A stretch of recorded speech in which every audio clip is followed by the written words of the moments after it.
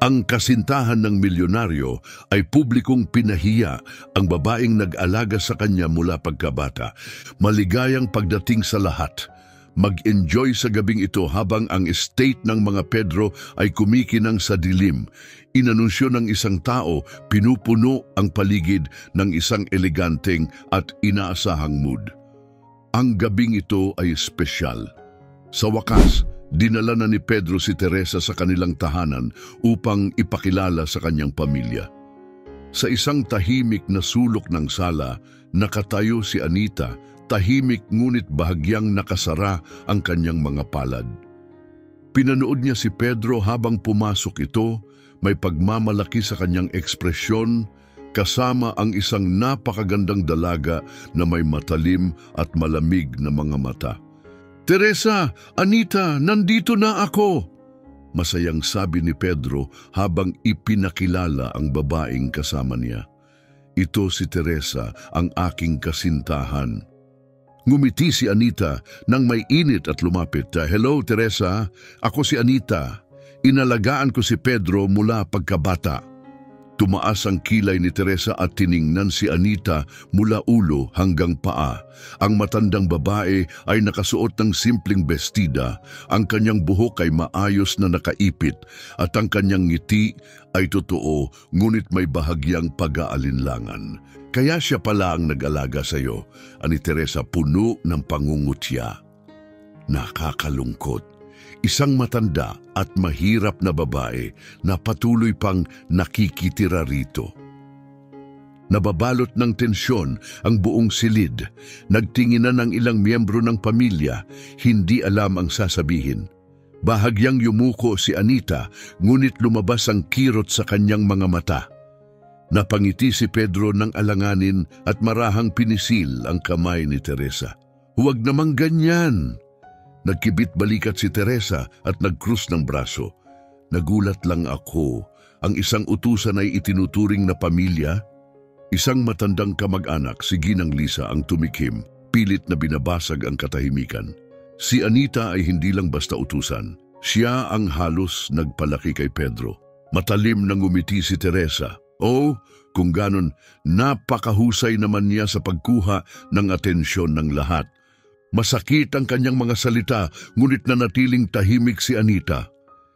Inalay niya ang kanyang buhay sa pag-aalaga kay Pedro nang walang hinihintay na kapalit. At ngayon, ang kanyang presensya ay tila isang pabigat. Agad na binago ni Pedro ang usapan. "Handa na ang hapunan, tara na't kumain." Dahan-dahang nagtungo ang pamilya sa hapagkainan, kung saan isang marangyang salo-salo ang nakahain. Susunod na sana si Anita nang muling magsalita si Teresa. "Kakain din ba siya kasama natin?" Muling namayani ang katahimikan, saglit na nagatubili si Anita. "Laging kasabay kumain si Anita," sagot ni Pedro, ngunit may bahagyang pag-aalinlangan sa kanyang tinig. Napatingin si Teresa. "Talaga? Akala ko'y isang lingkod lang siya, hindi isang kamag-anak." Tahimik na umupo si Anita sa dulo ng mesa. Lumapit sa kanya ang isang batang kasambahay, si Carmen, at bumulong, "Huwag mo pong pansinin, Ginang Anita." Bahagyang ngumiti si Anita ngunit hindi pa tapos si Teresa. Sa buong hapunan, patuloy niyang binabato ng matatalim na salita ang matanda. Ang tanda-tanda na pero naririto pa rin. Siguro wala na siyang ibang alam gawin, kundi umasa na lang sa pamilyang ito. Nag-aalangan si Pedro sa kanyang upuan, ngunit nanatiling tahimik. Hindi na nakapagtimpi si Lisa at nagsalita. Higit pa sa lingkod si Anita, parang inana niya si Pedro. Napairap si Teresa. "Nakakatuwa naman, akala ko'y isang lalaking matibay sa kanyang mga desisyon si Pedro, pero tila napakadali niyang maimpluwensyahan ng mga walang kwentang bagay." Nanatiling tahimik si Anita, tiniis ang pang-aalipusta, habang ang ibang kamag-anak ay halatang hindi na komportable. "Teresa, hindi mo na kailangang sabihin yan." Mahina ngunit hindi matatag ang tinig ni Pedro. "Bakit hindi? Nagsasabi lang naman ako ng totoo." Nanginig ang mga kamay ni Carmen, pinipigilang magsalita. Alam niya kung paano ipinagkaloob ni Anita ang kanyang buhay sa pamilyang ito at hindi niya matanggap ang ganitong pagtrato sa kanya. Muling huminga ng malalim si Lisa. Palitan na lang natin ang usapan, suhestyon niya. Pilit na iniwasan ang mas lalong lumalang tensyon. Ngunit may mas masahol pang balak si Teresa. May tusong ngiti siyang ininom ang kanyang alak at sa isang mabilis na kilos, isinaboy niya ito ng direkta sa bestida ni Anita. Nako, hindi ko inaasahan na magiging sobrang clumsy ka, Ania, kunwaring inosente. Pedro, bakit mo pa hinahayaang manatili ang isang tulad nito? Muling nanahimik ang buong silid. Bahagyang nanginig si Anita habang mahigpit na hinawakan ang nabasang tela ng kanyang damit. Napatingin si Pedro sa kanya at kay Teresa, hindi alam ang gagawin. Ibinaba ni Lisa ang kanyang kubyertos ng mariin, ang kanyang tingin ay malamig. Sobrang bastos na yan, Teresa. Napatawa lang si Teresa, walang pakialam. Aksidente lang naman, hindi na kailangang palakihin pa. Hindi nagsalita si Anita. Dahan-dahan siyang tumayo, magalang na yumuko at tahimik na lumabas ng silid. "Ginang Anita!" Tawag ni Carmen, nagmamadaling sundan siya. Ngunit umiling lang si Anita, senyales na huwag na siyang sundan. Sa loob ng silid kainan, nanatiling mabigat ang hangin. Walang sinabi si Pedro, bagkus ay tahimik lamang siyang uminom ng kanyang alak. Humarap si Lisa sa kanyang pamangkin, ang kanyang tinig matatag at hindi nangangatog. "Pedro, sa tingin mo ba talaga si Teresa ang tamang tao para sa'yo? Isang taong hindi marunong rumespeto sa iba." Hindi sumagot si Pedro. Sa unang pagkakataon ngayong gabi, sumagi ang pag-aalinlangan sa kanyang isipan, ngunit nanatiling walang pakialam si Teresa. Umupo siyang may kumpiyansa na para bang wala siyang nagawang mali. Sa labas, sa malawak at madilim na hardin, nakatayo si Anita mag-isa, mabigat ang puso sa lungkot. Inalay niya ang kanyang buhay sa pag-aalaga kay Pedro, ngunit ngayon, pakiramdam niya'y isa na lang siyang limot na dayuhan sa mismong bahay na kanyang pinaglingkuran. Humihip ang malamig na hangin sa gabi, ngunit hindi ito kasing yelo ng pangungulilang bumabalot sa kanyang dibdib. Sa loob, natapos ang hapunan sa isang hindi komportabling katahimikan. Hindi mabata ng lahat ang tensyon sa silid. Alam nilang lahat kung gaano kasama si Teresa, ngunit walang nagsalita ng direkta tungkol dito.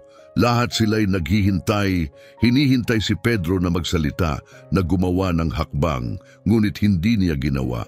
Sa kusina, tahimik na kinuskos ni Anita ang mansa ng pulang alak sa kanyang bestida. Bahagyang nanginginig ang kanyang mga daliri.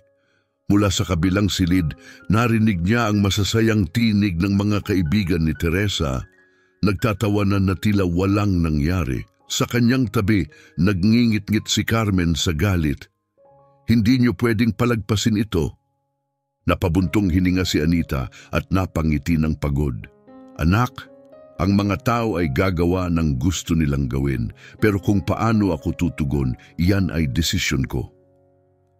Nakapamulsa ang mga kamay ni Carmen, hindi matanggap ang sagot. Pero hindi tama ito, at si Pedro wala siyang ginawa, ni hindi ka man lang ipinagtanggol. Walang sinabi si Anita. Alam niyang tama si Carmen. Oo, hindi nga siya ipinagtanggol ni Pedro. Samantala sa sala, nagkunwaring inosente si Teresa. Tinitingnan ang mga mukhang hindi komportable sa paligid.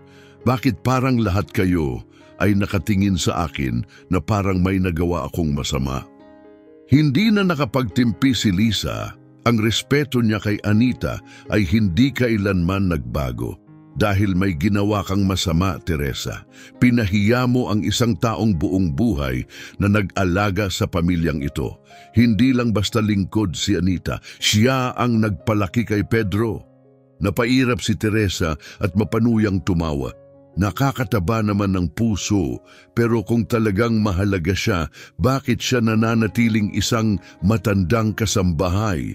Muling bumigat ang katahimikan sa silid. Nakasimangot si Pedro, ngunit wala pa rin siyang sinabi. Muling tumingin si Lisa sa kanyang pamangkin, litaw ang matinding pagkadismaya. Wala ka talagang sasabihin, Pedro? Nag-aalangan siyang tumingin kay Teresa at sa kanyang pamilya, halatang hindi alam ang gagawin. Tama na, huwag na nating palakihin ito. Isa lang itong hindi pagkakaintindihan. Ngumisi si Teresa, alam niyang siya ang nagwagi. Hindi siya sinita ni Pedro at iyon lang ang mahalaga. Sa puntong iyon, lumabas si Anita mula sa kusina, tahimik na nagtangkang umalis. Ngunit hindi pa tapos si Teresa. "Oh, nandito ka pa pala?" Lumingon ang lahat kay Anita. Tumigil siya saglit. Ang kanyang mukha ay kalmado, ngunit puno ng kalungkutan. "Matatapos ko na ang aking gawain bago ako magpahinga." Muling ngumisi si Teresa. Nakakatawa, hindi ba? Isang kasambahay na natutulog ng komportable sa iisang bubong kasama ang pamilya. Akala ko may hiwalay silang tulugan, imbes na nakikigamit ng espasyo sa mansyon. Mariing inilapag ni Lisa ang kanyang tasa ng tsaa sa lamesa. Hindi na tinatago ang kanyang galit. "Sobra na, Teresa, ngunit hindi natinag si Teresa." "Ano? Sinasabi ko lang naman ang iniisip ng iba." Muling nagsalita si Anita, mahina ngunit matatag ang tinig. "Ginoo at Ginang Teresa, mula pagkabata ni Pedro, nandito na ako. Para sa akin, ang lugar na ito ay tahanan." Humagikik si Teresa, puno ng pangungutya. "Tahanan? Talaga ba? Isang matandang utusan na kumakapit pa rin sa ilusyon na parte siya ng pamilya?" Hindi sumagot si Anita. Tahimik lamang siyang yumuko. Ngunit para sa mga tunay na nakatingin, kita sa kanyang mga kamay na mahigpit niyang hinahawakan ang tela ng kanyang damit. Nanatiling walang kilos si Pedro, kita sa mukha ang pag-aalala. Ngunit muli, hindi niya pinagtanggol si Anita. Muling huminga ng malalim si Lisa, tumayo mula sa kanyang upuan at tumingin kay Pedro ng may panghihinayang. "Kailangan mong pag-isipan ang mga desisyon mo, Pedro." At sa sinabi niyang iyon, lumabas siya ng silid.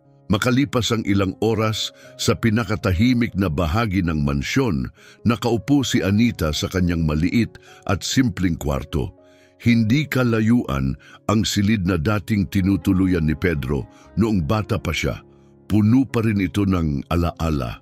Sa isang istante, nandun pa ang lumang mga litrato niya bilang bata, pati ang mga lumang laruan na minsang niyakap nito sa pagtulog. Napabuntong hininga siya ng malalim, inalagaan niya si Pedro na parang sarili niyang anak, ngunit marahil kailangang tanggapin na wala na siyang lugar sa buhay nito. Isang mahinang katok ang pumukaw sa kanyang pag-iisip. "Ginang Anita, ako po ito, si Carmen." Pinuksan ni Anita ang pinto at pumasok si Carmen, halatang may dalang pag-aalala. "Talaga bang mananahimik na lang kayo? Hindi niyo ba nakikitang hindi ito tama?" Bahagyang ngumiti si Anita at marahang hinawakan ang balikat ng dalaga. "Anak, minsan ang katahimikan ay hindi tungkol sa pagsuko, kundi sa pag-unawa." Kumuyom ang kamao ni Carmen, hindi nasiyahan sa sagot. "Pero hindi mo deserve ang ganitong pagtrato at si Pedro dapat lang na ipinagtanggol ka niya." Tahimik na nanatili si Anita. Hindi si Teresa ang pinakamasakit para sa kanya, kundi ang katahimikan ni Pedro. Sa kabilang bahagi ng mansyon, hindi mapakali si Pedro. Ramdam niya ang bigat ng tensyon, pati na rin ang dismaya sa mga mata ng kanyang pamilya. Alam niyang hindi sila natuwa sa inasal ni Teresa, ngunit hindi niya alam kung paano ito haharapin. Sa sopa, nakahiga si Teresa, abala sa pagbabasa ng isang fashion magazine. Nang makita nitong naglalakad-lakad si Pedro nang walang tigil, napangiti ito ng tuso. "Tila ba masyado kang nag-iisip?" aniya nang may mapanuksong ngiti. Bumagsak si Pedro sa kanyang upuan at bumuntong hininga ng pagod. "Sa tingin ko, medyo sumobra lang ang nangyari kagabi." Tumaas ang kilay ni Teresa. "Sumobra? Anong ibig mong sabihin?" Sandaling nagatubili si Pedro bago sumagot. Sana naging mas maingat ka sa pakikitungo kay Anita. Siya ang nag-alaga sa akin mula pagkabata. Tumawa ng matalim si Teresa at ibinaba ang kanyang magazine. Seryoso ka bang ipinagtatanggol siya? Hindi ako kumakampi kaninuman, sagot ni Pedro. Halatang walang kasiguraduhan ang kanyang tinig. Gusto ko lang sanang iginagalang mo siya ng kaunti. Nagyakap si Teresa ng kanyang mga braso, ang kanyang titig matalim. Sinabi ko lang ang nasa isip ko. Kung naiinis ka doon, baka hindi ako ang may problema, baka ikaw. Napatahimik si Pedro, hindi alam ang isasagot. Sa sandaling iyon, bumukas ang pintuan ng sala at pumasok si Lisa kasama si Anita. Ginang Anita, ayos ka lang ba? Tanong ni Lisa ng mahinahon. Tumango si Anita, ngunit halatang mas pagod siya kaysa dati. Humarap si Lisa kay Pedro, seryoso ang muka. Wala ka pa ring sasabihin tungkol dito. Napalunok si Pedro, ramdam ang bigat ng inaasahan sa kanya. Alam niyang hinihintay ng lahat na magsalita siya, na tumayo siya para kay Anita. Ngunit bago pa siya makapagdesisyon, muling sumingit si Teresa. Kailangan pa ba nating palakihin ito? Sabi niya, gumulong ang mga mata. Huwag na nating hayaang masira ang saya ng pamilya dahil sa isang maliit na bagay. Tumitig si Lisa kay Teresa, hindi nagbibiro ang kanyang titig. Hindi ito tungkol sa kung gaano kalaki o kaliit ang isyu. Ito ay tungkol sa kung paano ka makitungo sa ibang tao. Napangisi si Teresa ngunit hindi sumagot. Samantala, may bumigat sa loob ng dibdib ni Pedro. Buong buhay niya, inalagaan siya ni Anita, ngunit ngayon lang niya napagtanto na tulad ng iba, maaari rin siyang masaktan. At ngayon, sa unang pagkakataon, naramdaman niyang baka huli na ang lahat. Nababalot ng liwanag at kasayahan ang buong estate habang idinaraos ng pamilya ni Pedro ang isang engranding pagtitipon upang ipakilala si Teresa sa kanilang malalapit na kaibigan. Kumikinang ang mga chandelier, nagpapalabas ng gintong liwanag sa buong sala. Nagniningning ang mga kristal na baso sa hapagkainan at ang mga bisita ay nagsidatingan sa kanilang mararangyang kasuotan. Puno ng sigla ang kanilang pag-uusap. Tulad ng dati, nanatili si Anita sa likuran. Tahimik siyang gumalaw sa loob ng bahay, sinisiguradong maayos ang lahat, inaayos ang mga kubyertos, sinisigurong maayos ang paghahain ng pagkain. Wala siyang kaalam-alam na muli siyang magiging tampulan ng panlalait. Nakaupo si Teresa sa gitna ng silid, nakangiti at puno ng kumpiyansa, habang tinitingnan ng paligid na tila siya ang tunay na may-ari ng tahanan. Pinalibutan siya ng grupo ng mga kaibigan ni Pedro, masiglang nakikipag-usap.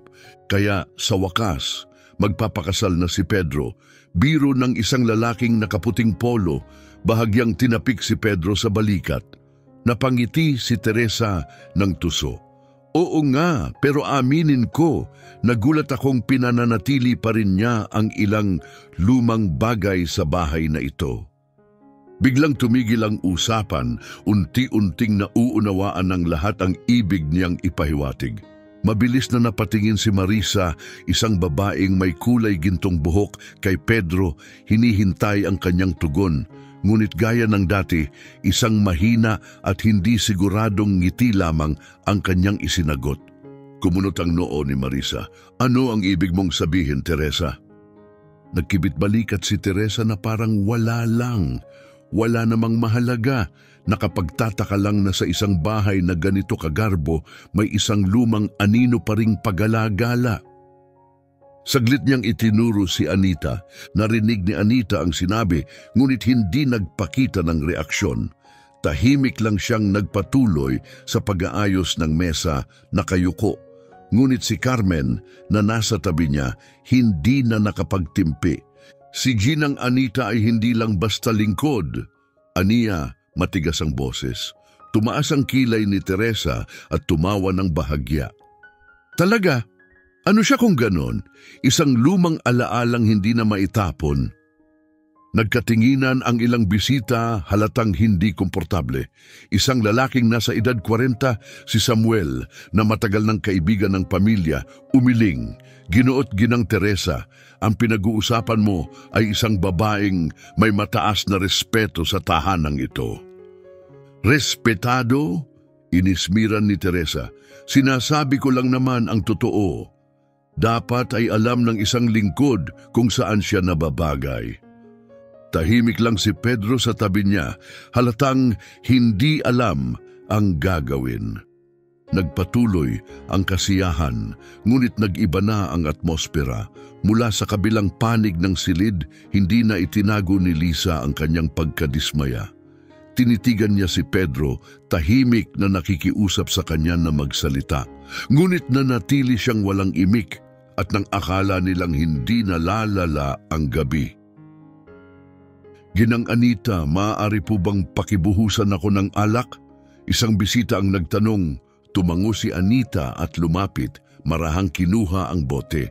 Ngunit nang maingat niyang binubuhos ang alak, biglang hinila ni Teresa ang kanyang kamay ng madiin. Natagilid ang baso at bumulwak ang pulang alak sa bestida ni Anita, nabingi ang buong silid sa katahimikan. Gumaspang si Teresa ng kunwari nagulat, inilagay ang kamay sa kanyang bibig na parang inosente. Naku, ang dumi mo namang kumilos, sayang ang bestida mo. Naging napakabigat ng hangin. Alam ng lahat hindi yun isang aksidente. Napapitlag si Carmen galit na galit, maging ang mga bisita'y hindi makapaniwala sa inasal ni Teresa. Tumayo si Lisa, ang kanyang mga matay nag-aapoy sa galit. Ngunit bago pa siya makapagsalita, marahang inilagay ni Anita ang kamay sa kanyang dibdib at marahang tumango. Hindi siya sumagot, hindi siya nagalit. Tumingin siya kay Pedro, umaasang sa wakas may sasabihin siya. Ngunit tulad ng dati, nanatili siyang tahimik. Nanatili sa matinding katahimikan ang buong hapagkainan. Ang ilang bisita ay nagpalitan ng tingin, halatang hindi alam kung paano ipoproseso ang nangyari. Samantalang si Anita ay nakatayo pa rin, bahagyang nanginginig ang kanyang mga kamay, ngunit hindi siya nagsalita. Sa halip isang hakbang siyang umatras. Patawad, magpapalit lang ako, mahina niyang sabi. Ngunit hindi pa tapos si Teresa. Isang mapanuksong ngiti ang lumitaw sa kanyang labi bago siya humarap kay Pedro. Nakikita mo ba to? Seryoso Pedro, hindi ko maintindihan kung bakit hinahayaan mo pa rin siyang manatili rito. Isang matandang walang silbi at pabigat lang. Mahigpit na humawak si Pedro sa kanyang baso. Ramdam niya ang paninikip ng kanyang katawan, tila may pumipilit sa kanya na kumilos. Ngunit tulad ng dati, nanatili siyang tahimik. Hindi na ito kinaya ni Carmen, mabilis siyang tumayo, namumula sa galit. Sobra na yan, Teresa. Sinadya mong ibuhos ang alak kay Ginang Anita, tapos sinisisi mo pa siya. Tumawa si Teresa, puno ng panunuya. Oh? Naiiyak na ba ang batang kasambahay para sa matanda? Ang cute naman. Humakbang si Carmen, nakakuyom ang kanyang mga kamao, ngunit bago pa siya makapagsalita, mahinang hinawakan ni Anita ang kanyang braso at marahang umiling. Ayos lang, Carmen, bulong niya. Walang sabi-sabi, lumingon si Anita at tahimik na umalis sa hapagkainan. Sinundan siya ng tingin ni Pedro, mahigpit ang pagkakapikit ng kanyang labi. Isang kakaibang pakiramdam ang gumapang sa kanya, isang hindi maipaliwanag na halo ng pagkailang, guilt, at isang bagay na hindi niya maipangalanan. Napakabigat ng hangin sa silid na para bang naramdaman ng lahat na may isang bagay na tuluyan ng nawasak. Maring inilapag ni Lisa ang kanyang kutsilyo sa plato, malakas ang tunog na pumunit sa katahimikan. Teresa, lumagpas ka na sa linya. Bahagyang tumagilid ang ulo ni Teresa, kunwaring inosente ang ekspresyon. Lumagpas sa linya, sinabi ko lang naman ang totoo. Hindi na tinag ang matalim na tingin ni Lisa. Totoo? Hindi. Hindi iyon katotohanan.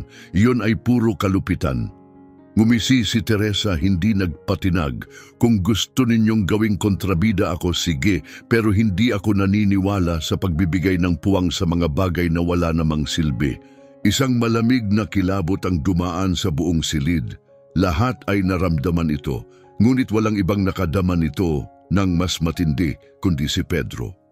Sa unang pagkakataon, hindi niya naitulak palayo ang hindi komportabling damdaming kumakain sa kanyang konsensya. Si Anita, ang babaeng laging nariyan para sa kanya, nag-alaga sa kanya, itinuring siyang parang sariling anak. At ngayong pinahiya siya sa harapan ng lahat, wala siyang nagawa. Ano ang mali sa kanya? Bakit siya nanatili lang doon, walang ginagawa? Ipinasok ni Teresa ang kanyang braso sa balikat ni Pedro. Ngumingiti ng matamis. Anong problema? Tanong niya.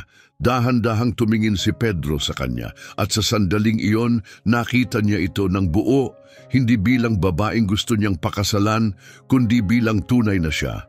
Kailangan mo ba talagang gawin na iyon? Tanong niya, mababa ang tinig ngunit may bahid ng isang hindi pangkaraniwang damdamin. Tumaas ang kilay ni Teresa. Gawin ano? Yung ginawa mo kay Anita, muli siyang tumawa. Oo, kaya ako na ngayon ang masama. Dati naman ay wala kang pakialam sa sinasabi ko tungkol sa kanya. Bakit biglang nag-iba ang isip mo? Napatahimik si Pedro. Tama siya, hindi siya kailanman nagsalita noon. Pero bakit? Marahil dahil ngayon lang niya naramdaman ang bigat ng kanyang katahimikan. Marahil ngayon lang niya tunay na naisip kung gaano kahalaga si Anita. At huli na ang lahat. Tumingin siya sa kanyang mga kamay. Ito ang parehong mga kamay na minsang hinawakan ni Anita noong bata pa siya, ang mga kamay na itinuro niyang magsulat, ang mga kamay na tinulungan niyang itali ang sintas ng sapatos. At ngayong kailangan siya ni Anita, wala siyang ginawa. Isang malakas na alon ng hiya ang bumalot sa kanya. Ngunit baka huli na ang lahat. Tapos na ang gabi, ngunit nananatili ang tensyon sa hangin. Matagal nang umalis ang mga bisita, ngunit ang mga bulong ng pamilya ni Pedro ay nanatili, halatang hindi pa rin makapaniwala sa nangyari. Si Anita, tulad ng inaasahan, ay tahimik na umatras papunta sa kanyang maliit na silid, hindi nagsalita, hindi nagalit, hindi sumagot. At ang kanyang katahimikan, iyon ang nagbigay ng pinakamatinding guilt sa lahat ng may konsensya. Si Pedro ay nanatiling nakaupo sa madilim na sala, nakatitig sa basong alak sa kanyang kamay. Hindi pa rin ito nagagalaw. Paulit-ulit na umalingaw-ngaw sa kanyang isip ang mga sinabi ni Teresa, ang paraan ng pagtrato niya kay Anita. Ngunit ang pinakanakakabagabag sa kanya ay hindi si Teresa, kundi ang sarili niyang katahimikan. Muling bumukas ang pinto. Pumasok si Lisa, nakapulupot ang mga braso, matalim ang tingin habang tinitingnan ang kanyang pamangkin. Ano ang tumatakbo sa isip mo, Pedro? Lumingon siya kay Lisa, bumuntong hininga at marahang inilapag ang baso sa mesa. Hindi ko alam kung ano ang ibig mong sabihin. Umupo si Lisa sa tapat niya, matatag ang tinig. Alam ko kung ano ang ibig kong sabihin. Pinanood mo si Teresa na inaapi si Anita sa buong gabi at wala kang ginawa. Huwag mong sabihing hindi mo napansin. Ipinasok ni Pedro ang kanyang mga kamay sa kanyang sintido. Ramdam ang pagkapagod sa kanyang boses. Tita Lisa, alam kong medyo matigas si Teresa. Pero siguro hindi niya lang alam kung paano makisama sa bahay na to. Hindi ko naman sa sinasabi na tama ang ginawa niya, pero hindi ko rin sa tingin na sinadya niya iyon. Napangisi si Lisa, isang mapait na tawa ang lumabas mula sa kanya. Hindi sinadya? Sige lang Pedro, paniwalaan mo kung ano ang gusto mong paniwalaan para makatulog ka ngayong gabi. Pero alam mo kung sino ang pinakanakakadismaya ngayong gabi. Napakunot noo si Pedro, isang mabigat na pakiramdam ang pumuno sa kanyang dibdib. Sino? Hindi na tinagang titig ni Lisa. Ikaw. Oh, ikaw. Matalim at hindi matinag ang tinig ni Lisa, pumunit sa katahimikan ng silid. Nanonood ka lang habang pinapahiya si Anita sa harapan ng lahat at wala kang sinabi, wala kang ginawa para ipagtanggol siya, ang babaeng buong buhay niyang inalay para palakihin ka. Napailing siya, kitang-kita sa kanyang mukha ang pagkadismaya. Hindi ko maintindihan, sino ka Pedro? Dahil ang batang kilala ko noon ay hinding-hindi hahayaang mangyari ang ganitong kalupitan. Parang patalim ang bawat salitang tumama kay Pedro. Kumuyom ang kanyang mga kamay habang bumibigat ang kanyang dibdib. Hindi ko lang ayokong palalain ang sitwasyon, mahina niyang sagot. Nangunot ang noo ni Lisa. Palalain? Sa tingin mo ba hindi lumala ang lahat dahil nanahimik ka? Kung hindi mahalaga sa iyo si Anita, sabihin mo na lang ng harapan. Pero kung mahalaga siya, hindi mo siya pwedeng ituring ng ganito. Wala siyang sagot, wala siyang palusot. She didn't deserve that. Napalingon silang dalawa sa direksyon ng pintuan. Nakatayo roon si Samuel, isang matagal ng kaibigan ng pamilya, isang lalaking nasaksihan kung paano alagaan ni Anita si Pedro mula pagkabata. Kitang-kita ko ang lahat ngayong gabi.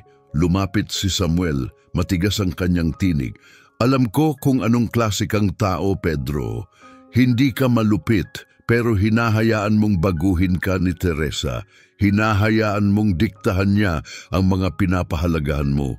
Parang may mabigat na batong bumagsak sa loob ng dibdib ni Pedro. Ngunit naputol ang kanyang tinig. Muling napabuntong hininga si Samuel. Kung patuloy kang mananahimik, hindi lang si Anita ang masasaktan. Baka sa huli ikaw mismo ang mawalan ng pinakamahalaga sa buhay mo. Marahang tinapik ni Samuel ang kanyang balikat bago lumakad palayo. Saglit pang nanatili si Lisa, tinitingnan ang kanyang pamangkin ng puno ng pagkadismaya. Pag-isipan mong mabuti, Pedro. Huwag mong hintayin na maging huli ang lahat. At tuluyan siyang lumabas, iniiwan si Pedro sa loob ng malawak, ngunit ngayoy tila napakalamig na silid.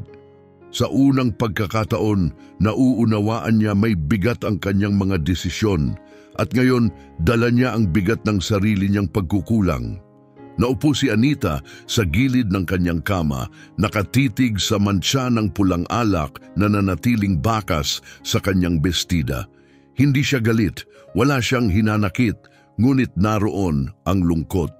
Inialay niya ang kanyang buhay kay Pedro, at nang dumating ang sandaling kailangan niya ito, wala siya. Dahan-dahang bumukas ang pinto. Pumasok si Carmen, may dalang malinis na kasuotan. Ginang Anita, palitan niyo po ito. Ako na ang maglalaba ng damit niyo. Bahagyang ngumiti si Anita. Salamat, Carmen. Ngunit hindi maitago ni Carmen ang kanyang pagkainis. Hindi ba kayo galit kay Pedro? Ni hindi niya kayo ipinagtanggol. Maingat na tinupi ni Anita ang bestida sa kanyang kandungan bago bumuntong hininga. Hindi ako galit, pero nadidismaya ako. Maring kinagat ni Carmen ang kanyang labi. Kung ganon, bakit hindi mo sabihin sa kanya? Bakit hindi mo ipamuka sa kanya na mali siya? Saglit na tumingin si Anita sa bintana, tila iniisip ang tamang sagot. Nang magsalita siya, mahinahon ang kanyang tinig ngunit puno ng lungkot. Kung hindi niya ito maiintindihan ng kusa, walang halaga ang kahit anong sasabihin ko. Hindi nakasagot si Carmen. Gusto niyang tumutol. Gusto niyang ipilit na dapat marinig ni Pedro ang katotohanan. Pero nang makita niya ang tahimik na sakit sa mga mata ni Anita, hindi na niya alam ang dapat sabihin. Kinabukasan, habang bumababa si Pedro para mag-almusal, agad niyang napansin na may kakaiba. Napatingin siya sa isa sa mga lingkod. Nasaan si Ginang Anita? Maaga po siyang nagising at nasa hardin, Ginoo. Saglit siyang nag-atubili bago tumango. Walang sabi-sabi, lumabas siya, sinusundan ang daang matagal na niyang kabisado. Doon niya nakita si Anita tulad ng dati, tahimik na nagdidilig ng mga bulaklak, gaya ng ginagawa niya tuwing umaga. Ngunit habang pinagmamasdan niya ito mula sa malayo, may bumigat sa kanyang dibdib. Hindi lang ito guilt, ito ay takot. Takot na baka hindi niya na maibalik ang lahat. Takot na baka sa patuloy niyang pananahimik, tuluyan siyang mawala sa buhay ni Anita. Humakbang siya palapit, handang sabihin ang dapat niyang sabihin. Ngunit bago pa man niya mabuksan ang kanyang bibig, lumingon si Anita sa kanya, isang banayad ng ngiti ang nakaguhit sa kanyang mukha. Magandang umaga, Pedro. Kasing init pa rin ng dati ang kanyang tinig na para bang walang nagbago. Napaatras si Pedro, biglang hindi alam kung paano magsisimula. Naging napakabigat ng mga salita, parang hindi na niya kayang bigkasin ang mga ito. Kaya sa huli, isang simpleng tanong lang ang lumabas mula sa kanyang bibig. Ayos ka lang ba? Nagtagpo ang kanilang mga mata at sa loob ng saglit na iyon, nakita ni Pedro ang hindi niya napansin noon, ang pag-unawa. Maayos lang ako, anak. Nanatili ang banayad ng ngiti ni Anita, ngunit may nagbago sa kanyang mga mata. Hindi siya galit, wala siyang hinanakit, ngunit tumigil na siya sa pag-asang may aasahan pa mula kay Pedro. At sa hindi maipaliwanag na paraan, iyon ang lalong nagpahirap kay Pedro higit pa sa anumang mapait na salita. Nagsisilip ang liwanag ng araw sa bintana, ngunit nanatiling nakahiga si Pedro, hindi makagalaw. Masakit ang kanyang ulo mula sa alak kagabi, ngunit mas matindi ang tunay na sakit na bumabagabag sa kanya. Ang kakulangan sa loob ng kanyang dibdib, ang bigat ng kanyang konsensya na hindi siya mapanatag. Paulit-ulit na naglalaro sa kanyang isip ang mga eksena mula sa salu-salo, si Anita, tahimik na lumalayo, ang bestidang nadungisa ng alak, ang matalim na pagkadismaya ni Lisa. Ang mabigat na salita ni Samuel at higit sa lahat ang tahimik ngunit sugatang ngiti ni Anita. Nabigo niya ito at ngayon wala siyang ideya kung paano niya ito aayusin. Isang mahinang katok ang pumunit sa katahimikan. Young Master, gising na po ba kayo? Agad niyang nakilala ang malalim at mahinahong tinig ni Romina, ang butler ng pamilya. Pilit niyang itinulak ang sarili upang maupo. Gising na ako. Dahan-dahang bumukas ang pinto at pumasok si Romina, may dalang isang tasa ng mainit na kape. Maingat niya itong inilapag sa mesa bago tumingin kay Pedro, seryoso ang ekspresyon. Kung mamarapatin niyo po, gusto ko lang pong magsalita ng tapat. Pakiramdam ko po'y hindi pa muling bumabalik sa dati ang tahanang ito at iyon po ay dahil sa nangyari kagabi. Napailing si Pedro, marahang hinimas ang kanyang sentido. Alam ko, pero hindi ko alam kung ano ang dapat kong gawin. Matagal siyang tiningnan ni Romina bago bumuntong hininga. Hindi niyo po alam kung ano ang dapat gawin o hindi niyo lang gustong harapin ang katotohanan? Hindi siya sumagot. Nagpatuloy si Romina, ang tinig ay matigas ngunit walang galit. Si Ginang Anita ay nandyan mula nang ipanganak kayo. Buong buhay niyang ibinigay sa pamilyang ito. Pero kagabi, pinahiya siya sa harapan ng lahat and wala kayong ginawa. May matalim na kirot sa dibdib ni Pedro. Hindi ko sinasadya, bulong niya. Tumaas ang kilay ni Romina. Hindi niyo sinadya. Hindi maipinta ang kanyang ekspresyon. Kung ganon, ano yon? Kawalan ng malasakit o duwag lang kayo? Nanatili siyang walang sagot. Muling bumuntong hininga si Romina at umiling. Kung hindi po kayo kikilos, mawawala sa inyo ang pinakamahalagang tao sa buhay nyo. At kapag nawala na siya, wala nang paraan upang ibalik pa siya. Walang ibang sinabi si Romina. Tahimik siyang lumabas, iniiwan si Pedro na nag-iisa, nilalamon ng kanyang sariling pag-iisip. Sa maliit at tahimik na silid sa kabilang panig ng bahay, mahinahong nag-aayos si Anita ng kanyang kwarto. Paulit-ulit siyang kinukulit ni Carmen na magpahinga, ngunit tulad ng dati, itinuloy niya ang kanyang mga gawain. Ngunit ngayon parang mas mabigat ang bawat hakbang. Pumasok si Carmen, may dalang tray ng tsaa. Ginang Anita, magpahinga na po kayo, please. Isang banayad ng ngiti ang ibinigay ni Anita. Mabuti naman ako, anak. Mariing inilapag ni Carmen ang tray sa mesa, kita sa kanyang mata ang frustration. Hindi po ba kayo nasasaktan? Hindi nyo ba nararamdaman ang sakit? Ni hindi man lang kayo ipinagtanggol ni Pedro. Bahagyang kumibot ang ngiti ni Anita. Sa tingin mo ba dapat akong magalit? Saglit na natigilan si Carmen, ngunit matatag na tumango. Oo, at the very least, hindi nyo dapat siya patawarin agad. Tahimik siyang tiningnan ni Anita, puno ng pag-unawa ang kanyang titig. Nagkakamali ang mga tao, Carmen. Ang mahalaga ay kung natututo sila mula sa mga pagkakamali nila. Napayuko si Carmen, mahina ang boses ng magsalita. Pero paano kung hindi niya kailanman ma-realize ang mali niya? Malalim na bumuntong hininga si Anita, kita sa kanyang mukha ang pagod, hindi sa katawan kundi sa puso. Kung ganon, baka oras na para umalis na ako. Nanlaki ang mga mata ni Carmen. Aalis! Tumango si Anita, banayad pa rin ang kanyang tinig. Buong buhay ko si Pedro ang inalagaan ko. Pero kung wala na akong lugar sa mundo niya, hindi ko na kailangang manatili rito.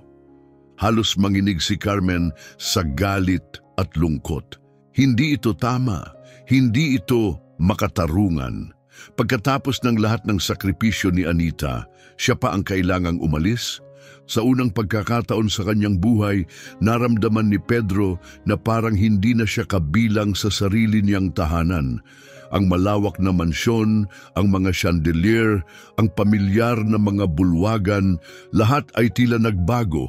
Pakiramdam niya ay wala itong laman, wala siyang direksyon habang naglalakad sa loob ng bahay. Hanggang sa bigla niyang makita si Lisa sa sala.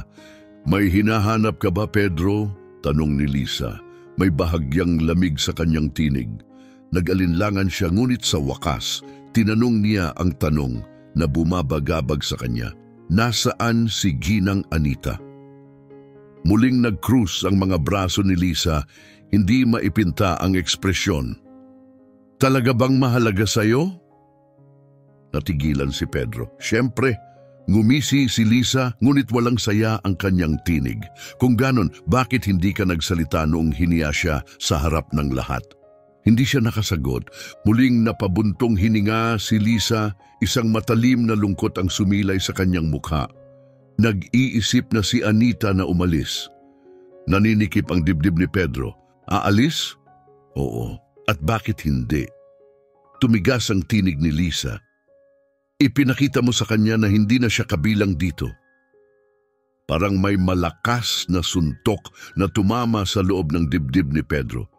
Totoo ba ito? Aalis si Anita? Hindi niya iyon hinayaang mangyari. Pero may karapatan pa ba siyang pigilan ito? Nanginig ang kanyang mga kamay. Ngayon lang siya natakot ng ganito sa kanyang buong buhay. Ngayon lang niya tunay na napagtanto. Hindi lang siya nanahimik. Hindi lang siya nagkulang. Iniwan niya si Anita sa panahong pinakakailangan siya nito. At ngayon, baka tuluyan na itong mawala sa kanya. Isang mabigat na bigat ang lumukob sa dibdib ni Pedro. Anita, aalis? Isang malamig na takot ang dumaloy sa kanya. Siya ang nag-alaga sa kanya sa bawat sakit, sa bawat gabing natatakot siya sa dilim. Siya ang nagpatibok ng init sa loob ng kanilang tahanan. At ngayon, dahil sa kanya, handa na itong lumayo. Isang hindi maipaliwanag na pangamba ang pumigil sa kanyang paghinga. Takot na baka, kung hindi siya kikilos ngayon, tuluyan na siyang iwan ni Anita. Walang pag-aalinlangan, nagmadali siyang tumakbo patungo sa silid nito. Nang makarating siya, nakita niyang nakasara ang pinto. Sandali siyang tumigil, lumulundag ang kanyang puso sa kamarahang kumatok. Madam Anita, walang sagot. Pinilit niyang lunukin ang bumibigat sa kanyang lalamunan bago niya itinulak ng marahan ang pinto. Ang unang bumungad sa kanya ay ang isang maliit na maleta, maingat na nakalagay sa tabi ng kama. Parang huminto ang kanyang paghinga. Hindi lang niya iniisip umalis, desidido na siya. Nanatili siyang nakatayo, tila hindi na kayang gumalaw habang tinitingnan ang maletang iyon. isang ordinaryong bagay, ngunit ito ang nagdala ng bigat ng lahat ng kanyang naging pagkakamali. Sa isang sulok ng silid, lumapit si Anita, may hawak na maliit na piraso ng tela. Tumigil siya nang makita ito, ngunit nginitian siya nito, ang parehong banayad at mainit na ngiti na nakasanayan niya. "Anong ginagawa mo rito, Pedro?" Maamo pa rin ang tinig nito, ngunit may kung anong lamig sa ilalim nito, isang bagay na hindi niya kayang ipaliwanag. Pinilit niyang alisin ang tingin sa maleta at tinitigan si Anita. "Talaga bang aalis ka?" Maingat niyang inilapag ang tela sa isang upuan bago umupo sa gilid ng kama. Marahil ito na ang tamang oras.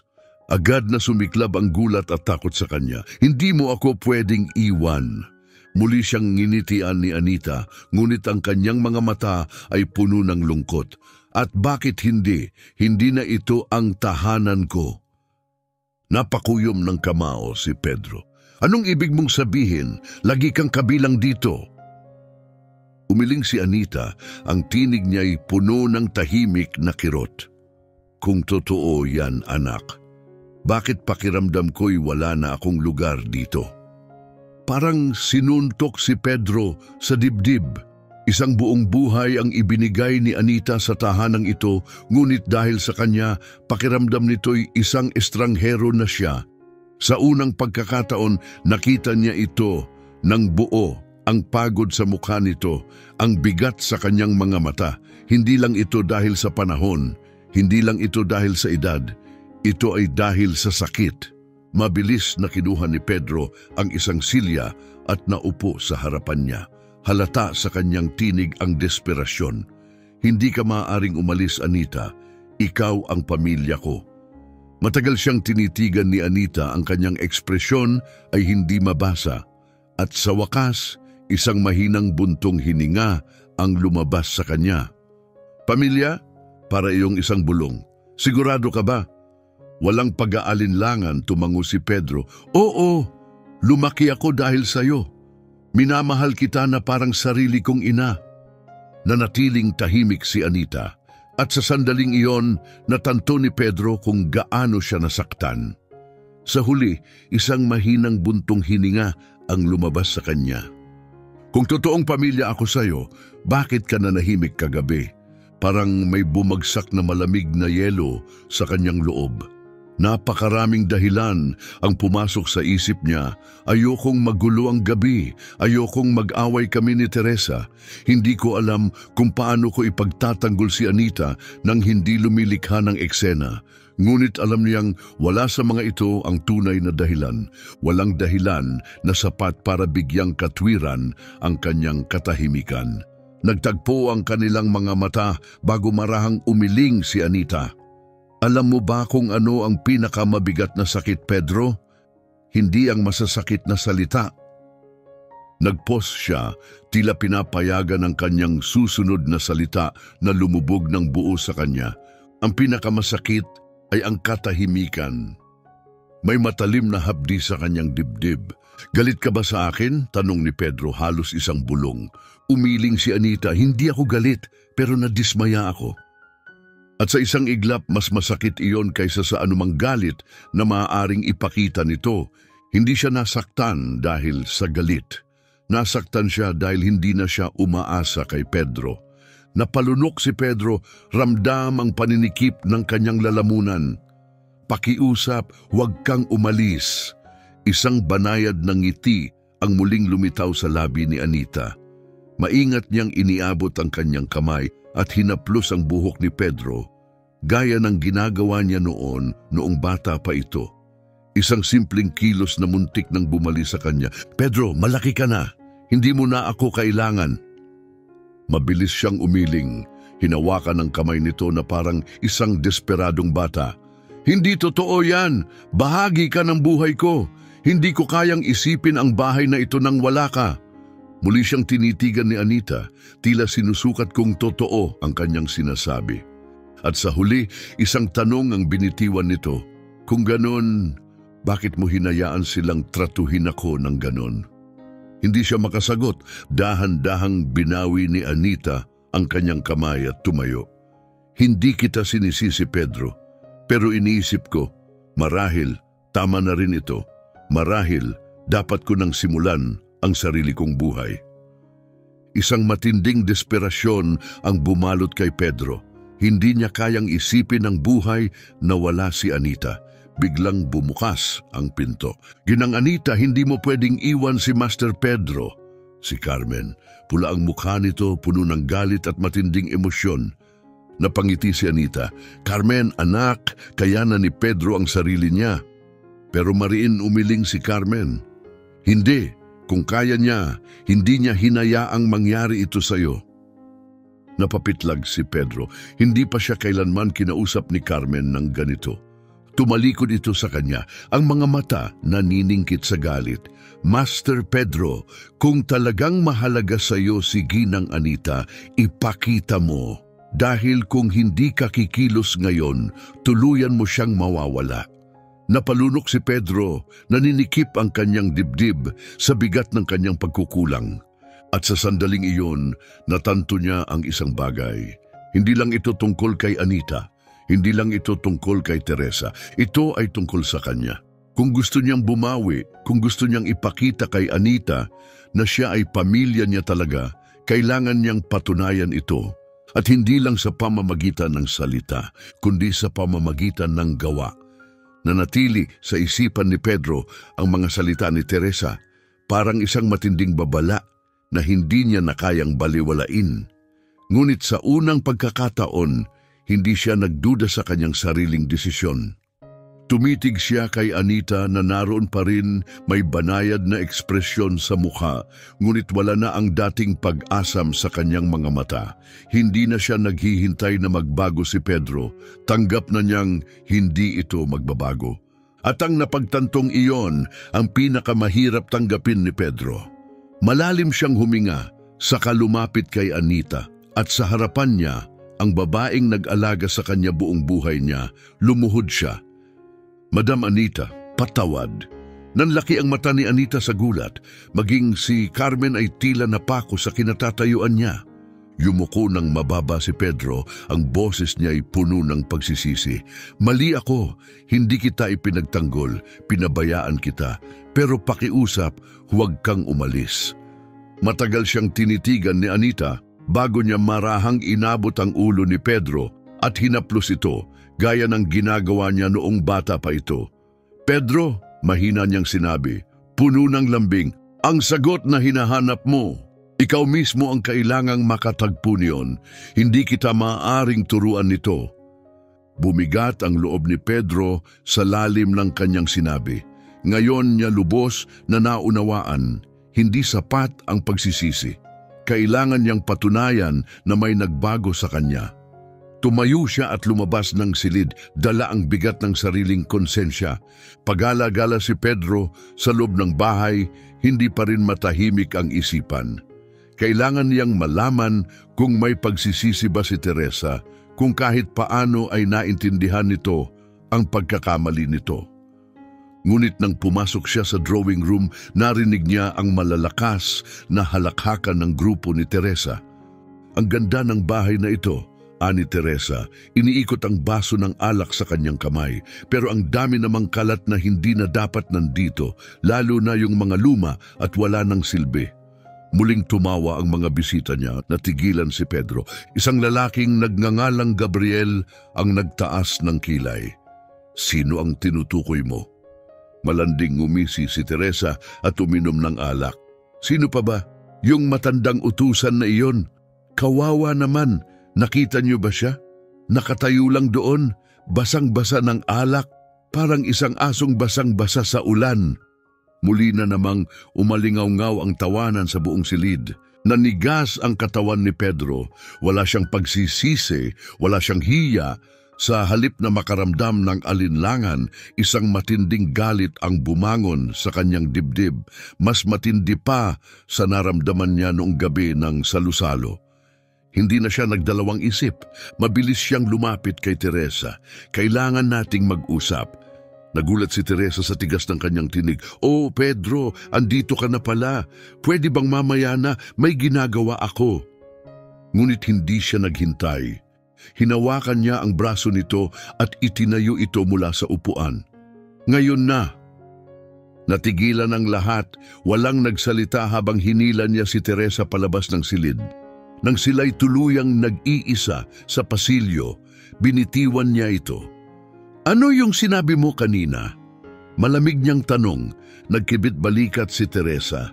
Ano, ang tungkol sa katulong mong kawawa? O Pedro, masyado kang seryoso? Napalunok si Pedro sa galit. Siniraan mo siya muli. Muling bumuntong hininga si Teresa na para bang naiinip. Drama mo naman. It was just a joke. Nagpanting ang tenga ni Pedro. Isang biro? Sa'yo biro lang ang ipahiya ang isang taong nag-alaga sa akin mula pagkabata? Nag-cruise ng braso si Teresa. Pedro, bakit ba parang bigla kang nagbago? Ano bang pinagsasabi mo? Huminga siya ng malalim, pilit pinipigil ang sarili. Kung hindi mo kayang respetuhin si Anita, wala kang karapatang manatili sa buhay ko. Bahagyang napaatras si Teresa. Ano? Tumingin si Pedro diretso sa kanyang mga mata, walang pag-aalinlangan, tapos na tayo Teresa. Parang hindi ito agad nakapaniwala. Sandali, nakikipaghiwalay ka dahil sa isang katulong. Madiin niyang sinagot, dahil sa isang taong higit pa sa pamilya kaysa sa iyo. Hindi na nagawang itago ni Teresa ang kanyang pagkagulat. Hindi ka seryoso. Tumango si Pedro. Seryoso ako. Saglit siyang natigilan, tila hindi makapaniwala na hindi na niya hawak ang kontrol sa sitwasyon. Pedro, mahal mo ako, hindi ba? Pero sa unang pagkakataon tiningnan niya ito at wala na siyang nakitang kagandahan o alindog. Wala na ang iniidolo niyang babae. Ang natira na lang ay isang taong walang respeto sa iba. Hindi kita kilala. Natigilan si Teresa. Ano? Ikaw ang babaeng gusto kong makasama noon, pero ngayon, hindi kita kilala. Dahan-dahang nanlamig ang mukha ni Teresa. Alam niyang seryoso si Pedro. Hindi mo ito pagsisisihan. Tumalikod si Pedro, hindi na nag-aksaya ng oras. Ang tanging pinagsisisihan ko ay hindi kita nakita ng mas maaga. At iniwan niya si Teresa nakatayo sa pasilyo, nagngangalit sa galit, ngunit walang magawa. Hindi naghintay si Pedro. Pagkatapos niyang iwan si Teresa, bumalik siya sa silid ni Anita. Nakita niya itong nakaupo pa rin sa gilid ng kama, tahimik na nakatitig sa maleta niya. Nilapitan niya ito at sa pagkakataong ito, walang alinlangan sa kanyang tinig. Madam Anita, hindi mo kailangang umalis. Dahan-dahang lumingon si Anita, ang kanyang mga mata puno ng pag-aalinlangan. Pedro, lumuhod siya muli, ngunit sa pagkakataong ito, hindi lang pagsisisi ang dala niya, may paninindigan na rin. Hindi ako magsasalita ng mga walang kwentang pangako, pero isang bagay ang alam ko, hindi ko hahayaang ituring kang iba sa kung sino ka. Muli siyang hinaplos ni Anita sa buhok. At sino nga ba ako, anak? Mahigpit niyang hinawakan ang kamay nito.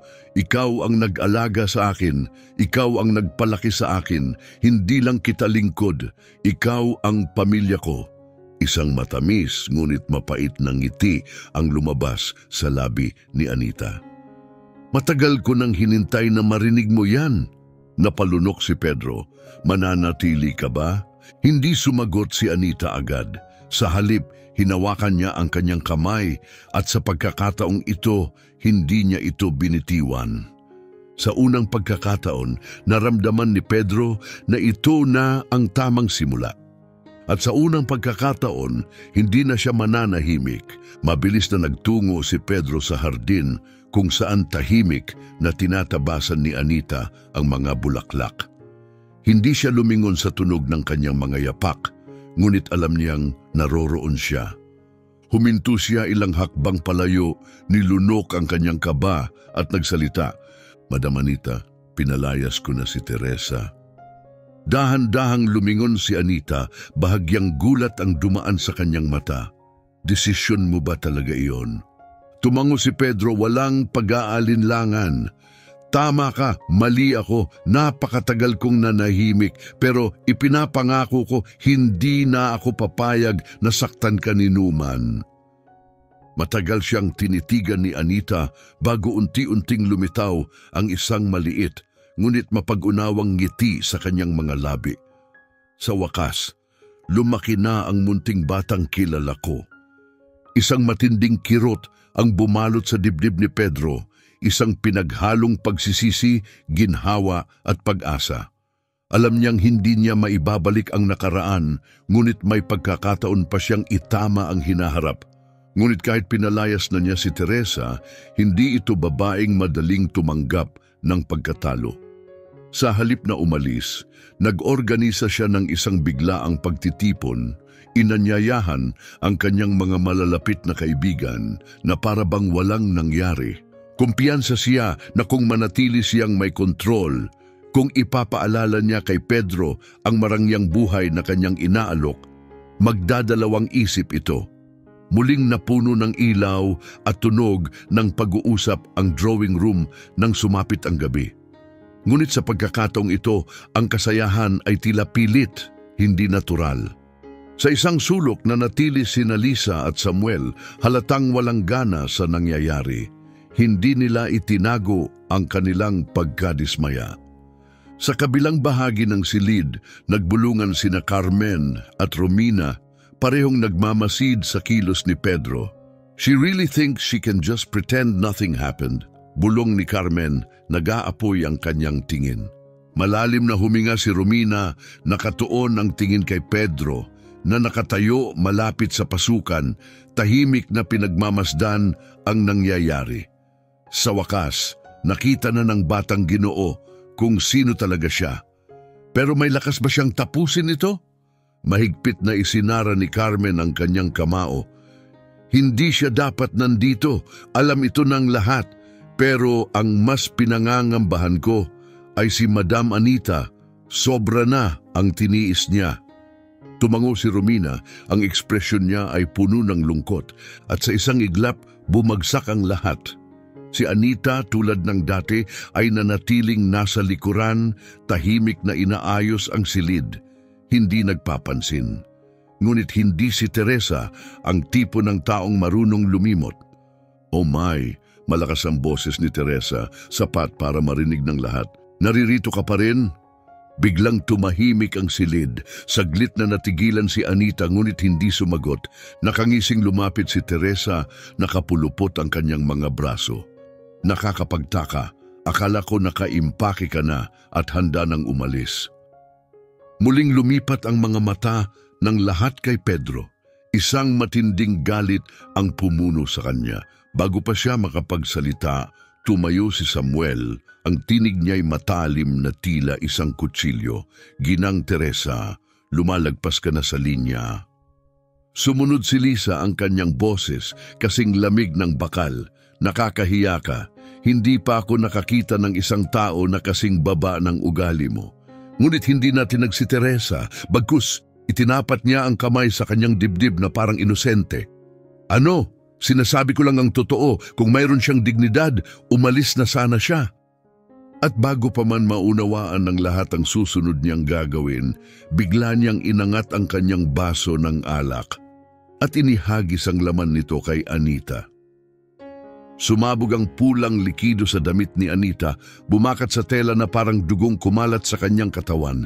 Nag-freeze ang buong silid, napakuyom ng kamao ni Samuel, nanginginig sa galit. Mabilis na tumayo si Carmen, buong katawan niya'y nanginginig sa matinding puot. Anong ginawa mo? Sigaw niya. Ngunit ang natatanging hindi gumalaw ay si Anita mismo. Walang galit, walang pagkagulat.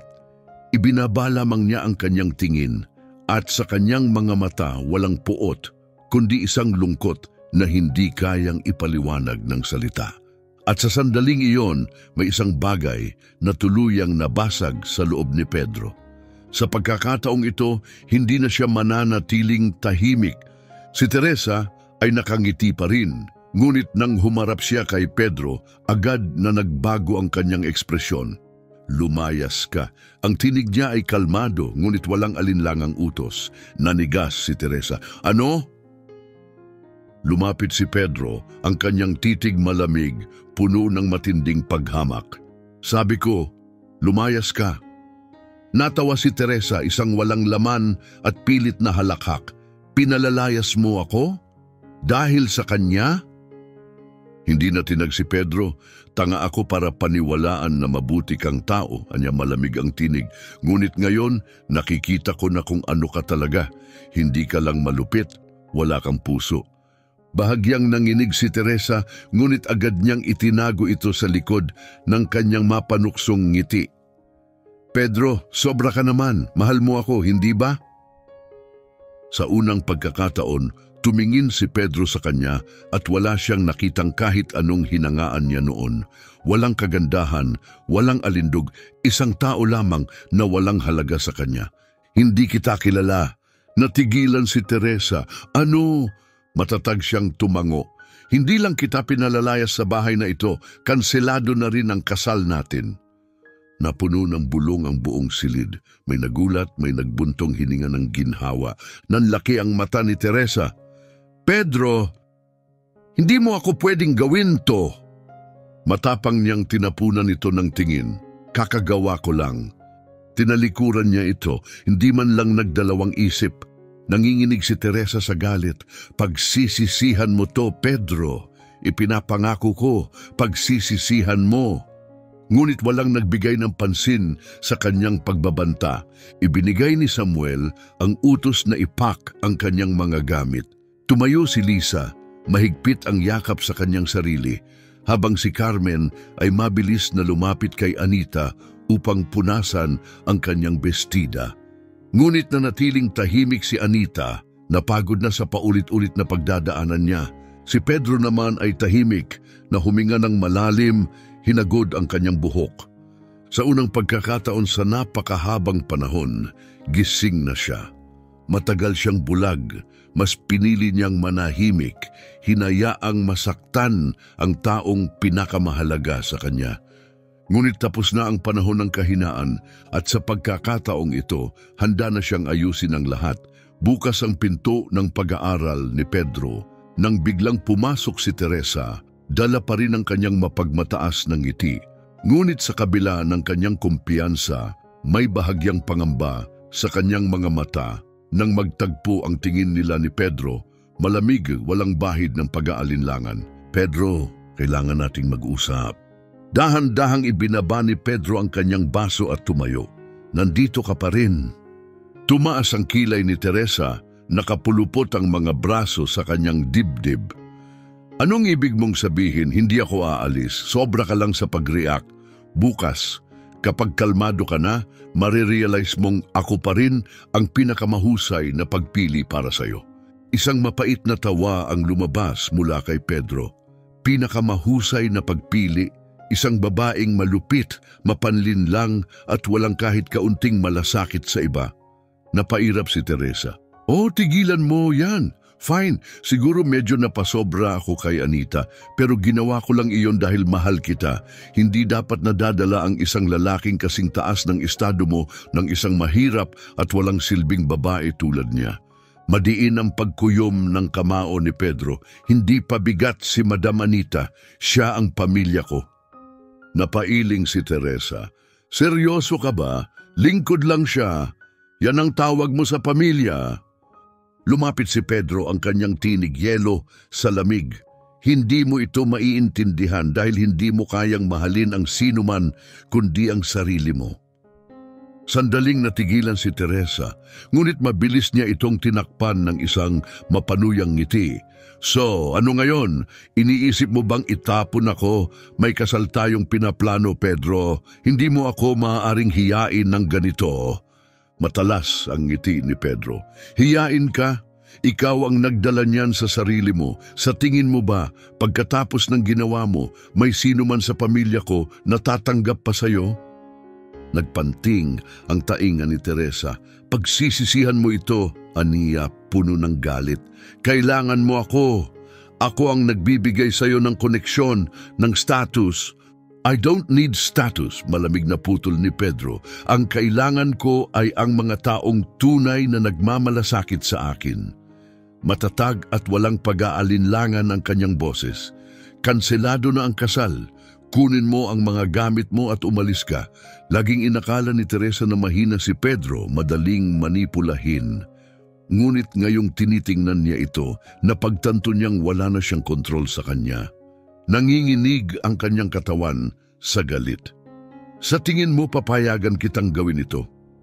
Aniya, umaalingaw-ngaw ang galit sa kanyang tinig. Sisiraan kita. Sasabihin ko sa media na ikaw ang nagkanulo sa akin. Na ikaw, gawin mo, sabi ni Pedro, hindi na tinag. Tingnan natin kung sino ang paniniwalaan nila pagkatapos ng lahat ng ginawa mo. Sa unang pagkakataon, lumitaw ang tunay na takot sa mga mata ni Teresa. Nawala na ang kanyang kontrol at alam niyang hindi na niya ito maibabalik. Ang kanyang kapangyarihan, ang kanyang maingat na hinubog na imahe, ang kanyang impluensya kay Pedro, lahat ito ay bumagsak sa harapan niya. Hingal siya, ang galit sa kanyang dibdib ay lumalagablab. Pedro, pagsisisihan mo ito, ipinapangako ko. Ngunit si Pedro ay tapos na sa kanyang mga banta. Dahan-dahan siyang lumapit sa pinto, binuksan ito at itinuro ang labas. Lumayas ka. Sinubukan ni Teresa kontrolin ang sitwasyon sa pamamagitan ng media, ngunit hindi siya umubra sa kapangyarihan ng pamilya ni Pedro.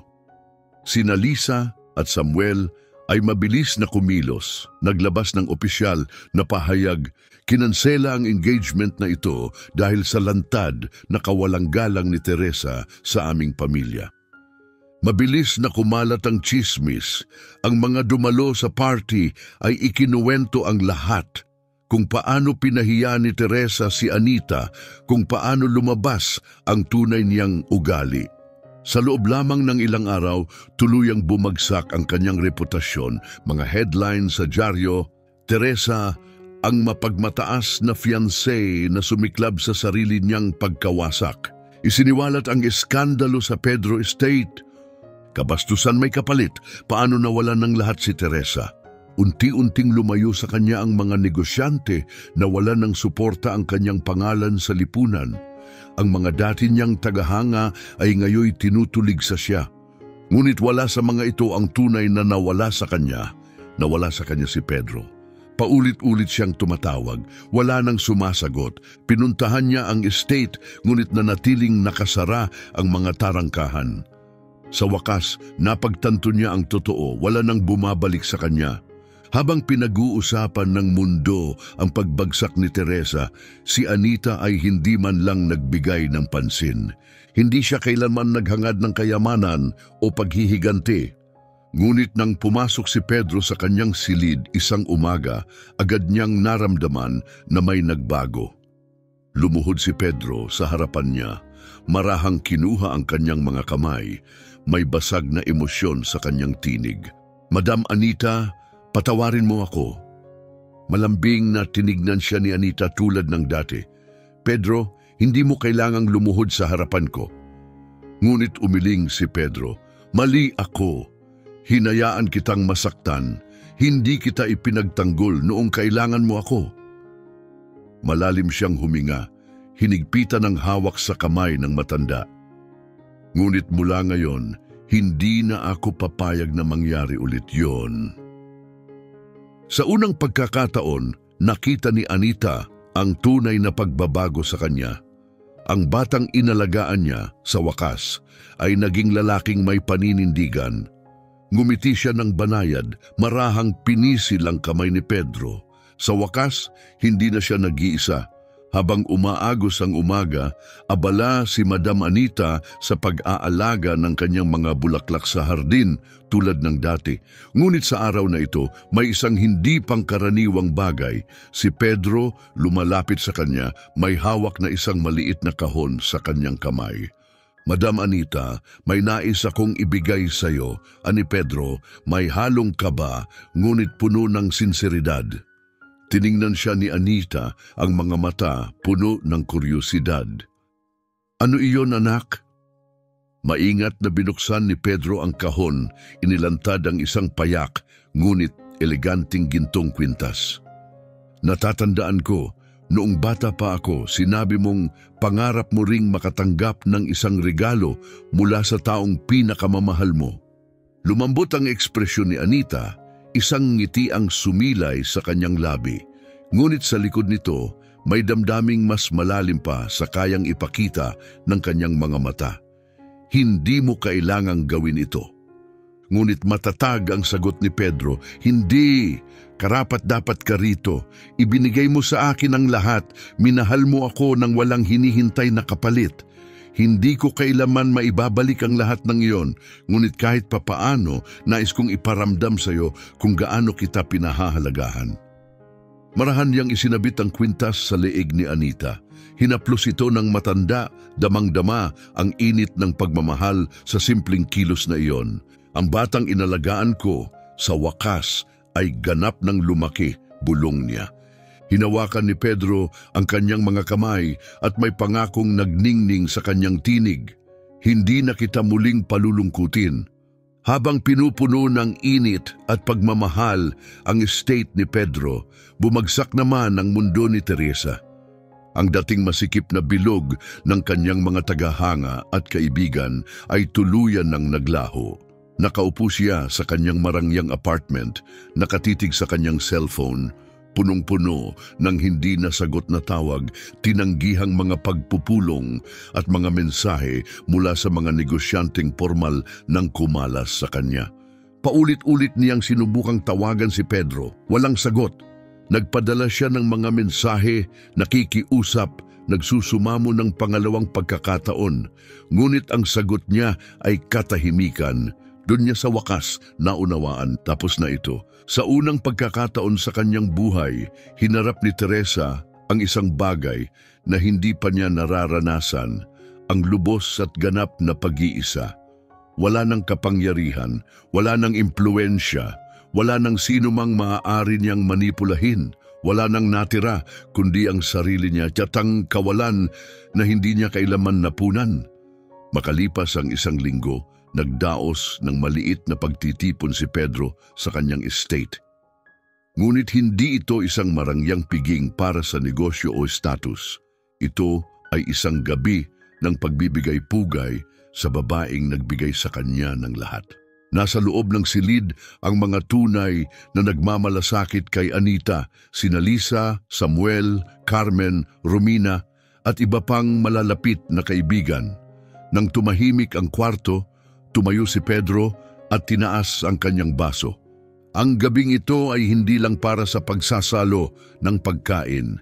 Ito ay para ipagdiwang ang isang taong humubog sa buhay ko, si Madam Anita.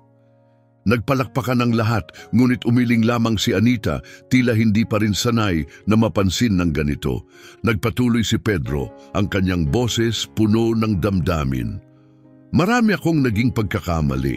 Hinayaan kong malunod ako sa maling mga bagay. Ngunit ngayon, alam ko na kung ano ang tunay na mahalaga.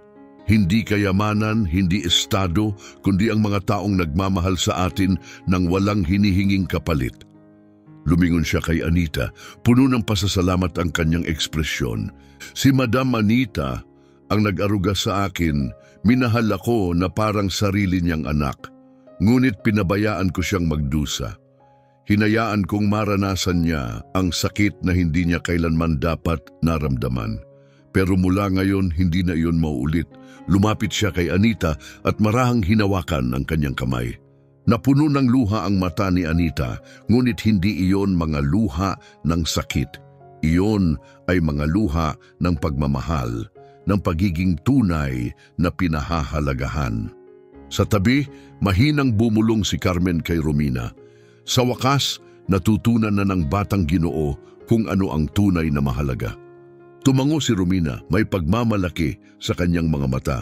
Sa gabing iyon, napuno ng tawanan at pagmamahal ang estate. Wala nang tensyon, wala nang masasakit na salita, tanging pagmamahal at pamilya lamang ang nanatili. Hindi na maibabalik ni Pedro ang nakaraan, ngunit kaya niyang tiyakin na si Anita ay hindi na kailanman makakaramdam ng pangungulila muli. Kinabukasan, nagising si Pedro ng mas maaga kaysa sa dati. Wala nang nasasayang na oras, wala nang mga walang kabuluhang pagpupulong o labis-labis na pagpapasarap. Ngayon, may mas mahalagang bagay siyang kailangang gawin. Naglakad siya patungo sa hardin kung saan si Anita ay maingat na inaalagaan ang mga rosas. Nakasuot siya ng isang payak na asul na sweater, mukhang maaliwalas at payapa tulad ng dati. Lumapit si Pedro sa kanya. "Magandang umaga, Madam Anita." Lumingon si Anita, ngumingiti. "Magandang umaga, anak." Nang hindi nag-aalinlangan, lumuhod si Pedro sa tabi niya at sinimulang bunutin ang mga damo. Napatawa si Anita. "Ang batang inalagaan ko, ngayon ay nagtatanim? Hindi ko ito inaasahan." Napatawa rin si Pedro. "Hindi ko kailanman pinahalagahan ang maliliit na bagay noon, pero ngayon gusto kong magbago." Saglit siyang tiningnan ni Anita at sa mahinang tinig, sinabi niya, "Talagang nagbago ka, Pedro." Tumango siya, puno ng determinasyon sa kanyang mga mata. "Mas pinahaba ko ang panahon bago ko natutunan ang tunay na halaga ng pamilya. Pero ngayon, hindi ko na yon bibiguin." Maingat na inilagay ni Anita ang kanyang kamay sa balikat ni Pedro. Ang init ng pagmamahal ay ramdam sa kanyang haplos. Sa buong buhay niya, nakita niya si Pedro bilang batang inalagaan niya. Ngunit ngayon, sa unang pagkakataon, nakita niya ito bilang lalaking may paninindigan, ang anak na matagal na niyang inaasam na makilala. Kinagabihan, muling nagtipon sina Pedro at ang kanyang mga mahal sa buhay, Lisa, Samuel, Romina, Carmen. Mas matibay ang kanilang ugnayan kaysa dati. Tumayo si Pedro at tumingin sa paligid bago tumitig kay Anita, puno ng matinding emosyon sa kanyang mata. "Madam Anita," anya, "pinahalagahan mo ako na parang tunay mong anak. Lagi kang nandyan noong ako'y may sakit, noong naliligaw ako, kahit noong hindi ko nararapat ang iyong kabaitan." Huminga siya ng malalim, matatag ang kanyang boses. "Ngunit hindi ko kailanman tunay na naibalik ang pagmamahal na iyon, at ngayon gusto kong simulan." Mula sa kanyang bulsa, inilabas niya ang isang puting sobre at iniabot ito kay Anita. Nag-alinlangan si Anita bago ito binuksan. Nang makita niya ang laman, nanlaki ang kanyang mata sa gulat. Isang titulo ng lupa, isang maliit na bahay sa probinsya, isang lugar ng kapayapaan na matagal na niyang pinangarap. Ngumiti si Pedro, banayad ngunit puno ng sinseridad. "Alam kong gusto mo ng isang tahimik na lugar na matatawag mong sarili mong tahanan. Ito ang regalo ko sa iyo." Tumulo ang luha ni Anita, ngunit sa pagkakataong ito ay mga luha ng labis na kasiyahan. Tiningnan niya si Pedro, ang batang minsan niyang nyugyog sa kanyang bisig, at ang lalaking nakatayo ngayon sa harap niya. At alam niyang sa wakas, natagpuan na nito ang kanyang daan pa uwi. Pumatak ang luha sa mga pisngi ni Anita habang umiling siya, tinatapunan si Pedro ng isang titig na puno ng pagmamahal. "Pedro, hindi mo kailangang gawin ito." Ngunit banayad na hinawakan ni Pedro ang kanyang kamay, marahang pinisil ito, puno ng init at sinseridad. "Kailangan ko dahil karapat-dapat ka rito." Nababalot ng damdamin ng buong silid, si Lisa ay tahimik na naglagay ng kamay sa kanyang puso, ang kanyang mga mata kumikinang sa luhang hindi pa bumabagsak. Si Samuel ay tumango ng matatag, isang tahimik, ngunit matibay na pagsang-ayon. Si Carmen naman ay hindi na nag-atubili, mabilis siyang lumapit at mahigpit na niyakap si Anita. "Karapat-dapat ka rito, ginang Anita," bulong ni Carmen, nanginginig ang kanyang tinig sa matinding damdamin. Napatingin si Anita sa paligid, gulat at labis na natabunan ng pagmamahal na bumalot sa kanya. Hindi niya kailanman inasahan ang anumang bagay mula kay Pedro. Ang kanyang pagmamahal dito ay palaging walang hinihinging kapalit. Ngunit sa sandaling ito, napagtanto niya ang isang napakagandang katotohanan. Ang pagmamahal na iyon ay naibalik sa kanya. Hindi na siya nag-iisa. Sa wakas, nagkaroon siya ng isang tunay na pamilya. Kinabukasan, dinala ni Pedro si Anita sa kanyang bagong tahanan. Isang payak ngunit napakagandang bahay ito. Maaliwalas, may isang maliit ngunit namumulaklak na hardin, puno ng mga bulaklak na parang hinugot mula sa kanyang matagal ng pangarap. Dahan-dahang lumakad si Anita papasok, napapalibutan ng ginhawa at pagmamahal sa bawat sulok. Pinalibutan niya ng tingin ang loob ng bahay, punong-puno ng paghanga. Ang kanyang puso ay halos hindi na makaya na ng pasasalamat na bumabalot dito. "Anak," bulong niya, nanginginig ang tinig. "Hindi ko kailanman inisip na magkakaroon ako ng ganitong klasing tahanan." Ngumiti si Pedro at marahang hinila ang isang upuan para sa kanya. "Karapat-dapat ka rito, Ginang Anita. Buong buhay mo akong inalagaan. Ngayon, panahon na para ipahinga mo ang sarili mo at tamasahin ang payapang buhay." Muling hinawakan ni Anita ang kanyang kamay, isang haplos na puno ng init at pagmamahal. "Ngunit kahit nasaan ako, palagi akong bahagi ng buhay mo, hindi ba?" Hindi nagdalawang isip si Pedro, mahigpit niyang hinawakan ang kanyang kamay, puno ng katiyakan ang kanyang sagot. "Hindi ka lang bahagi ng buhay ko, ikaw ang pamilya ko at palagi kang magiging pamilya ko." Pumatak ang isang luha sa pisngi ni Anita, ngunit sa pagkakataong ito, hindi ito luha ng sakit. Ito ay luha ng dalisay at ganap na kasiyahan. Ang kwentong ito ay hindi natapos sa pagbagsak ni Teresa. Natapos ito sa pagbabago ni Pedro, sa pagmamahal at pasasalamat na sa wakas ay natutunan niyang yakapin, hindi pera, hindi estado, kundi pag-ibig. Sa mahabang panahon, hinayaan ni Pedro na ang kanyang katahimikan ay makasakit sa taong nagmahal sa kanya ng walang kondisyon. Ngunit noong idinilat niya ang kanyang mga mata, pinili niyang itama ang kanyang mga pagkakamali. Pinili niyang pahalagahan ang mga tunay na nagmamalasakit sa kanya. At si Teresa, ang kanyang kayabangan, kalupitan at kasakiman ay nagdala sa kanya sa nag-iisang kapalarang nararapat sa kanya, ang ganap at lubos na pag-iisa. Kung naantig ka sa kwentong ito, huwag kalimutang i-like at i-subscribe ang aming channel. Ang inyong suporta ay napakahalaga sa amin at nagbibigay inspirasyon upang patuloy kaming magdala ng mga kwento na puno ng pagmamahal at aral sa buhay. Maraming salamat sa pagiging bahagi ng aming paglalakbay. Kita-kits sa susunod na kwento.